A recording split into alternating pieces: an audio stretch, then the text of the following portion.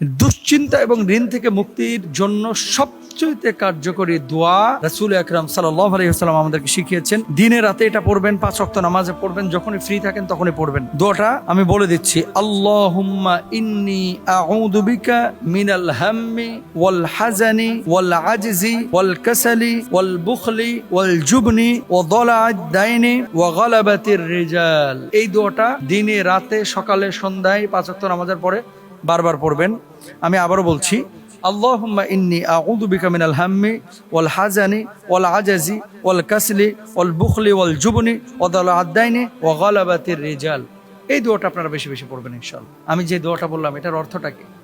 অর্থটা হলো, হে আল্লাহ, আমি আপনার কাছে দুশ্চিন্তা ও বিষণ্ণতা, অক্ষমতা ও অলসতা, কৃপণতা ও ভীরুতা এবং ঋণের বোঝা ও মানুষের প্রভাব থেকে আশ্রয় চাই। ঋণের বোঝা মানে কি? ওয়াদালা'আদ দাইনি, ঠিক আছে?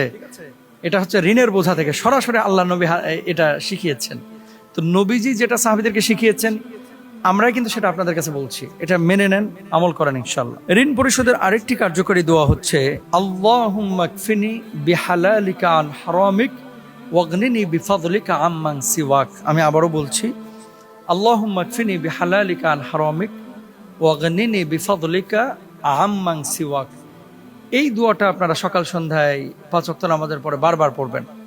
পরিশেষে একটা বিষয়, আস-সায়ু মিন্নি ওয়াল ইতমামু মিনাল্লাহ। আপনার ইন্টেনশন যদি এরকম থাকে যে আল্লাহ আমি ঋণ নিয়েছি, ঋণ পরিশোধ করবই করব, কোনো না কোনোভাবে আল্লাহ সুবহানাহু ওয়া তাআলা ব্যবস্থা করবেন। আর ইন্টেনশন যদি আপনার এমন থাকে, ওই নিছি যখন টাকা আইব তখন দিব, এরকম যদি কোনো ইন্টেনশন থাকে, তাহলে আপনি ধরা খাবেন ভাই।